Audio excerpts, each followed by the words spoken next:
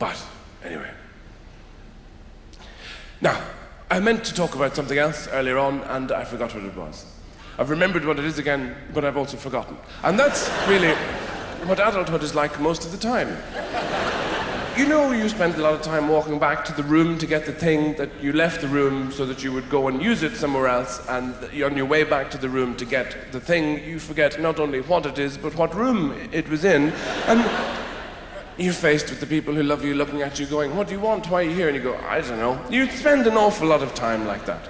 And children aren't like that, which is why they look so young, because they always have a sense of style and purpose. When they're walking around, they have a very definite purpose. They're walking and walking, and it's a great walk as well. It's not an adult sort of bemused shuffle. It's that, I'm going over here. You say, why are you going over there? Because I have a harmonica. What are you doing with a harmonica? I'm going to put it in the toilet. And why are you doing that? Enough questions. Goodbye. Because children express themselves. That's how they look young and vibrant and alive, and why we all envy them. The child, you know, the children can be incredibly difficult to understand when you're grown up. You forget that you were a child. Something simple like a child going to bed. You know, you say bedtime, bedtime, bedtime. That's not what the child hears. What the child hears is lie down in the dark for hours and don't move. I'm locking the door now.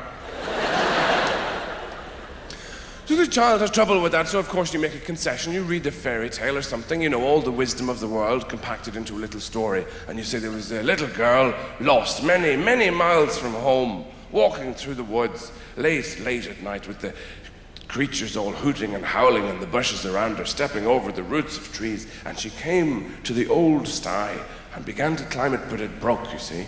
It broke and she fell down. But then when she got herself up, she was all right, and you could see the lights at home. And she began to walk towards home, and then a thing ate her. Good night. Night-night. You probably sent the child to bed because you were just tired talking to the child, because the child asks you questions. You see, and this is one of the great things about having a child. You look forward to teaching this child about the world and how it works. But the children they're like children, but they're bigger and they're webbed. They're not really interested in your views on the world. You know, they have their own questions. What is the name of the spaces in between the bits that stick out on a comb? I don't know. I'm not sure. Well, what do you call the place underneath the kettle? I don't know! Bedtime. It's difficult. Children sleep in your bed. This is part of having children. It's very important for a child's development to sleep in the grown-up's bed because their bones are growing in particular directions. You see, what happens is children are actually very sophisticated. They sleep in your bed for a reason. The child is born, it takes a look around, it thinks, well, this isn't quite what I'd hoped for.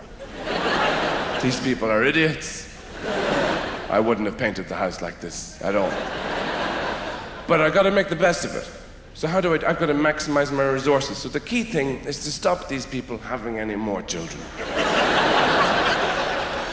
So children get urine samples sent through the post and sprinkle it on their beds. They're busy people. They don't have time to pee the beds themselves. And then they crawl into your bed. And because their bones are growing and everything, they can only sleep in certain positions, obviously. The crucifix and the swastika tend to be the most popular. Sometimes a combination of the two. But the thing that really relaxes a child is to have the big toenails lodged squarely in your respective genitalia. That ensures a blissful night's slumber. Then the sexual kidnapping is complete. No touchy-touchy, no kissy-kissy. You two need lots of sleep. I have many questions for tomorrow.